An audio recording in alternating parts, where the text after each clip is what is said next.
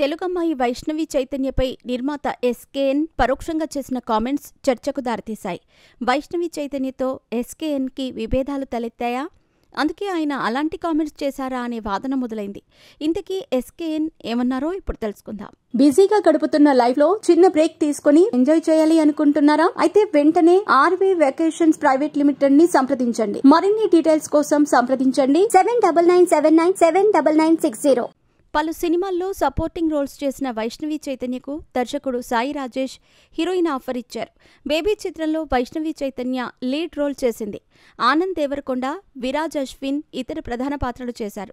Baby చిత్రంలో వైష్ణవి పాత్ర ఒకంత హద్దులు దాటి శృంగార సన్నివేశాల్లో నటించింది.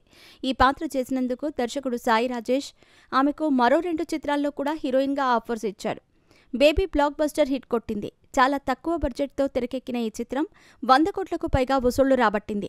బేబీ చిత్రానికి ఎస్కేఎన్ నిర్మాతగా ఉన్నారు. ఆయన ప్రయత్నం ఫలించింది. భారీ లాభాలు బేబీ మూవీతో అందుకున్నారు. Vaishnavi Chaitanya over night star అయింది.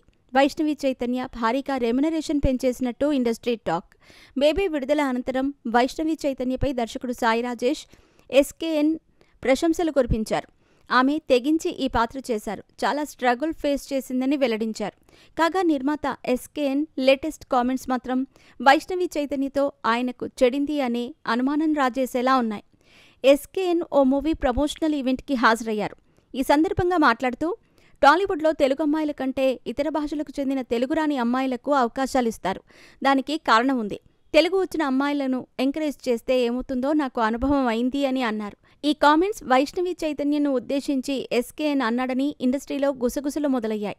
పరోక్షంగా వైష్ణవి చైతన్యను టార్గెట్ చేయడంతో వారి మధ్య విభేదాలు తలెత్తాయనే చర్చ మొదలైంది.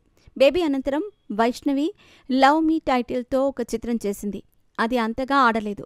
ప్రస్తుతం వైష్ణవి 2 చిత్రాలు చేస్తోంది. వైష్ణవి చైతన్య చిత్రాల కోసం ఆమె అభిమానులు ఎదురుచూస్తున్నారు.